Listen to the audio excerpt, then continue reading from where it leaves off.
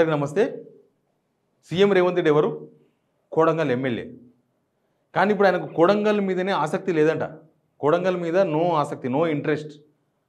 అసలు వచ్చే ఎలక్షన్స్లో ఆయన కోడంగల్ నుంచి పోటీ చేయరు అని చాలామంది చెప్తున్నారు. ఆ కోడంగల్కు ఆయనకు సంబంధించిన అనుచరులు, కోడంగల్లో ఉన్న కాంగ్రెస్ నేతలు, కాంగ్రెస్లో ఉన్న కొంతమంది నేతలు. ఏంది కోడంగల్ ఎందుకు చేయడు? ఆయన కోడంగల్ నుంచి ఫస్ట్ చేసింది 2009 గెలిచిండు, 2014 గెలిచిండు, 2018 ఓడిపోయిండు. ఓడిపోగానే అక్కడి నుంచి వచ్చి మల్కాజ్గిరి ఎంపీ పోటీ చేసిండు. మల్కాజ్గిరి పోటీ చేసిన తర్వాత మళ్ళీ పోయి కొడంగల్లో పోటీ చేసిండు. కొడంగల్ ఆయన సొంత కాన్స్టిట్యున్సీ కాదు, ఆయన సొంత కాన్స్టిట్యున్సీ అచ్చంపేట. యాక్చువల్గా కొండారెడ్డిపల్లి అచ్చంపేట కాన్స్టిట్యున్సీ కిందకి వస్తుంది. అచ్చంపేట కాన్స్టిట్యున్సీ ఎస్సీ రిజర్వ్డ్, అక్కడ పోటీ చేసే అవకాశం లేదు కాబట్టి ఆయన నెక్స్ట్ కొడంగల్ ఎంచుకున్నాడు. కొడంగల్ ఓడిపోయినప్పుడు మల్కాజ్గిరి వచ్చిండు, మళ్ళీ కొడంగల్ అవకాశం రాగానే కొడంగల్ వెళ్ళిపోయాడు. కానీ నెక్స్ట్ కొడంగల్లో ఆయన పోటీ చేయడు, ఆయనకి ఇంట్రెస్ట్ లేదు. అందుకే కొడంగల్లో ఈయన వ్యక్తిగత ప్రయోజనాలు నెరవేర్చుకోవడానికి కొడంగల్లో సిమెంట్ ఫ్యాక్టరీ, కొడంగల్లో ఫార్మా, రైతుల మీద కేసులు, రేపు ఇంకా చాలా ఉంటాయి. మహారాష్ట్ర ఎలక్షన్స్ కోసమని కొంత ఆగినరు, అవి అయిపోయినాయి. నెక్స్ట్ కొడంగల్లో ఇంకా చాలా వ్యవహారం ఉంటుందని చెప్తున్నారు. మరి కొడంగల్లో యాక్చువల్గా మొన్న జరిగిన ఎలక్షన్స్లోనే 2023 ఎలక్షన్స్ అప్పుడే ఈయన కొడంగల్కి వెళ్ళి పోటీ చేయడు, కలకుర్తికి వెళ్ళి పోటీ చేస్తారు, ఎలిమినార్కి వెళ్ళి పోటీ చేస్తాడు. ఇలా రకరకాల ఊహాగానాలు వచ్చినాయి. అంటే ఆయన కొడంగల్ నుంచి స్కిప్ కానికే 2023 ఎలక్షన్స్ ముందే చాలా ప్రయత్నాలు చేసిండు. సర్వేలు చేపించుకున్నారు, ఎలిమినార్లో సర్వే చేయించినారు. ఎలిమినార్ సర్వే చేపిస్తే ఓడిపిక్తారని వచ్చిందట. ఓడిపిక్తారు ఎందుకంటే ఆయన మల్కాజ్గిరి ఎంపీగా పోటీ చేసిండు. ఎలిమినార్ కాన్స్టిట్యున్సీ కూడా మల్కాజ్గిరి పార్లమెంట్ కిందకి వస్తుంది. ఆయన మల్కాజ్గిరి ఎంపీగా గెలిచిండు కానీ పోలే. మల్కాజ్గిరి ఎంపీగా మొన్న పోటీ చేసి సునీతా మహేందర్ రెడ్డి గారు ఓడిపోయారు. యాక్చువల్గా ఈయన సిట్టింగ్ సీట్, ఆయన ఓడిపోవద్దు. ఆడ ఓడిపోయింది ఈయననే, సునీతా మహేందర్ రెడ్డి కాదు. ఈయన నిలబడ కూడా ఓడిపోయేదంట మల్కాజ్గిరి ఎంపీ. ఎందుకు అని అంటే ఈయన మల్కాజ్గిరి ఎంపీ గెలిచిందే కానీ నా పత ఆయన ఆఫీస్ అక్కడ ఉంటుంది జూబ్లీహిల్స్రా. మల్కాజ్గిరి పార్లమెంట్ జనం అంతా ఈ పక్క ఉంటారు, వీళ్ళు ఆ పక్కకు పోరు. ఈయన అక్కడ ఆఫీస్ ఉండదు, ఈయనకు ఒక మనుషులు ఉండరు, ఈయన పని చేసి పెట్టేది లేదు. మల్కాజ్గిరికి ఆయన చేసింది ఏం లేదు, ఓట్లు వేపించుకునేది తప్ప ఎక్కడ పోయింది లేదు, ఎవరిని చూసింది లేదు. కరోనా వస్తే కూడా కనీసం కరోనా టైంలో కూడా మల్కాజ్గిరి పార్లమెంటు పరిధిలో ఆయన తిరగలేదు, ఎవ్వరికి ధైర్యం చెప్పలేదు. ఆయన మొత్తం జూబ్లీహిల్స్ని సెటిల్మెంట్ చేసుకుంటూ ఉన్నాడని చెప్తారు వాళ్ళు. ఆయన పోటీ చేస్తే ఓడిపోయేవాడు. ఇక కొడంగల్ ఆల్రెడీ ఓడిపోయాడు కాబట్టి అక్కడ పోటీ చేద్దాం అనుకున్నాడు. అందుకే ఇవన్నీ సర్వేలు చేయించిండు. ఎలిమినార్ అందుకే ఆయనకు నెగిటివ్ వచ్చింది. కల్లకుర్తి కూడా ప్రయత్నం చేసిండు, కల్లకుర్తి చేస్తారని ప్రచారం కూడా జరిగింది, కల్లకుర్తికి వెళ్ళి చేస్తాడు. కానీ కల్లకుర్తి కూడా సెట్ కాదు, ఇంకా తప్పదు అని కొడంగల్కి వచ్చినట్ట మళ్ళీ. అట్లా కొడంగల్లో 2023 ఎలక్షన్స్లో పోటీ చేసి చెప్తే అక్కడ పోటీ చేసేవాడు కాదు ఆడ. అందుకే ఆయన పెద్ద పోతలేడు కూడా. ఇప్పుడు గెలిచిన తర్వాత ఈ సంవత్సరం అయింది కదా, ఈ సంవత్సరంలో 5 సార్లు పోయిండు కొడంగల్ కాన్స్టిట్యున్సీకి. 5 సార్లు కూడా జనాల కోసం పోలేదు. ఒకసారి పోయింది కార్యకర్తలు ఎవరైతే చనిపోయిండని పోక ఛానల్ అవుతుందని చెప్పి ఏదో ఒక సాగుతో పోవాలని చెప్పేసి రీసెంట్గా పోయిండు కొడంగల్.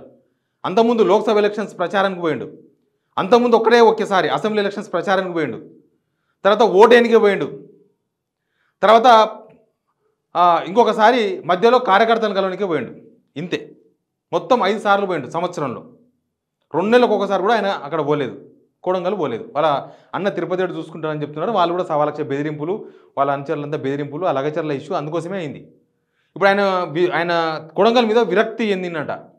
విరక్తి చెంది ఇంకా కొడంగల్ పోటీ చేయదు అనుకుంటున్నాడు. మరి ఏడ పోటీ చేస్తాడు? ఆయనకి ఇప్పటి నుంచే ఏంది ప్లాన్ అంటే నెక్స్ట్ ఎట్లా కాన్స్టిట్యున్సీలు పెరుగుతాయి, మన కొడంగల్ అవసరం లేదు, అవసరమైతే కల్లకుర్తి పోటీ చేస్తూ, లేకపోతే అచ్చంపేట కాన్స్టిట్యున్సీలో 2 భాగాలు అయితే అచ్చంపేట కొద్దిగా కల్లకుర్తి కొంత కలుస్తాయి, కొత్త కాన్స్టిట్యున్సీ వస్తుంది, మన ఊరు దానిలో ఉంటుంది, అది జనరల్ అవుతుంది, అవసరమైతే ఆడ పోటీ చేద్దాం, అవసరమైతే అక్కడ పోటీ చేద్దాం, కొడంగల్ మాత్రం వద్దు, కొడంగల్ పోవద్దు, అక్కడైతే మనకు ఎదురు ఉండదు, పోటీ ఉండదు, ఏముండదు అని చెప్పేసి అక్కడ కాన్సన్ట్రేషన్ చేసినారు. అక్కడ కొంత ఫండ్ పెట్టడం కానీ మొత్తం ఆయన చూసినరా.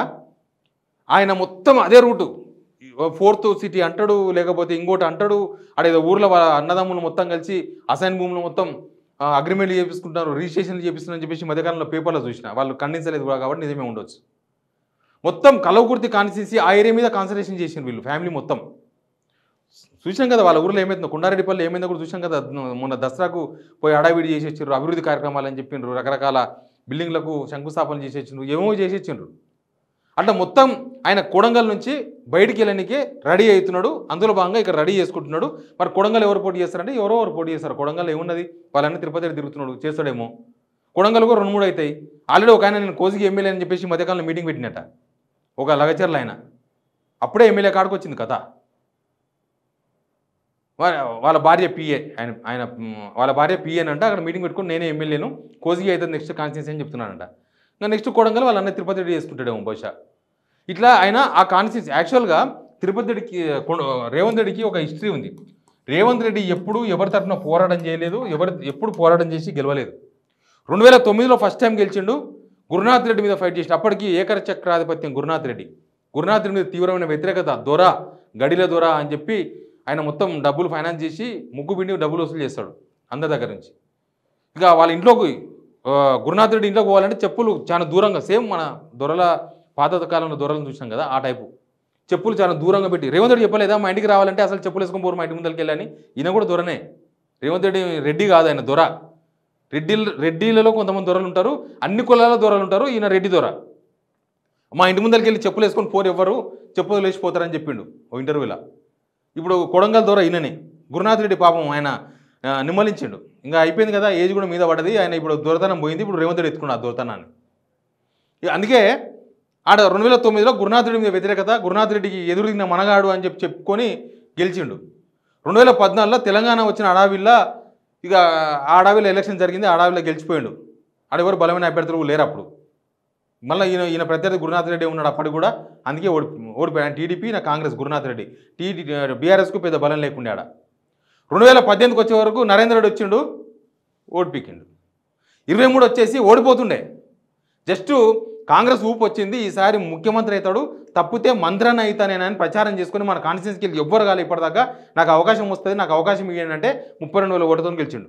అందుకే అంటున్నా, ఈయన స్పెషల్గా ఏదో ఒక టెంప్టింగ్ ఇష్యూలో గెలిచిండు తప్ప ఈయన యుద్ధాలు చేసో ఆందోళన చేసో జనాలతో ధర్నాలు చేసి గెలవలే కొడంగల్లో. అందుకే కొడంగల్కి ఈసారి పోవద్దని ఆయన అనుకుంటున్నాడంట. అందరూ అప్పుడే దాని గురించి చర్చించుకుంటున్నారు. ఎలక్షన్ ఇప్పుడు లేదు, కానీ ఇప్పటి నుంచి ఒక ముఖ్యమంత్రి కదా ఆయన ఇప్పుడే కొడంగల్లో నేను పోటీ చేయనని విముఖత వ్యక్తం చేస్తున్నాడు. కొడంగల్ మీద ఆసక్తిగా లేడు, ఇంట్రెస్ట్గా లేడు, ఆయనకు మనసు ఇరిగిపోయింది కొడంగల్ మీద అని ఆయన దగ్గర వాళ్ళు మాట్లాడుకుంటారంటే కథ చాలా దూరం వచ్చింది. చాలామంది అంటున్నారు రేవంత్ రెడ్డి తెలంగాణ ఏడపోటీ చేసినా గెలవడని. అది నిజమో అబద్ధమో నేనేమి సర్వే చేయలేదు, నాకు తెలియదు. చాలామంది అంటున్నారు ఆయన మీద అంత వ్యతిరేకత వచ్చింది. కాంగ్రెస్ పార్టీ మీద వ్యతిరేకత వచ్చింది, కాంగ్రెస్ ప్రభుత్వం మీద వ్యతిరేకత వచ్చిందో రేవంత్ రెడ్డి మీద డబుల్ వ్యతిరేకత వచ్చింది. సమైక్యాంధ్రాల తెలంగాణ రావద్దని, తెలంగాణ రాకుండా అడ్డం పడిన కిరణ్ కుమార్ మీద కూడా ఇంత వ్యతిరేకత రాలేదు, రేవంత్ రెడ్డి మీద అంత వ్యతిరేకత వచ్చింది సంవత్సరానికి అని అందరూ మాట్లాడుకుంటున్నారు. కల్లకుర్తిలో కూడా మాట్లాడుకుంటున్నారు ఈ మాట. కాబట్టి ఏం జరుగుతుందో తెలియదు. బట్ ఆయన కొడంగల్ నుంచి లెఫ్ట్ గానికే సిద్ధమైన మానసికంగా, అందుకే ఈ కొడంగల్ మీద ఈ కక్ష సాధింపు చర్యలో, లేకపోతే ఆడ ఏదో ఒకటి సాధించుకుందామని డిసైడ్ అయినట్టుగా కనిపిస్తుంది అనేది సర్వత్రా జరుగుతున్న చర్చ. Please subscribe signal TV.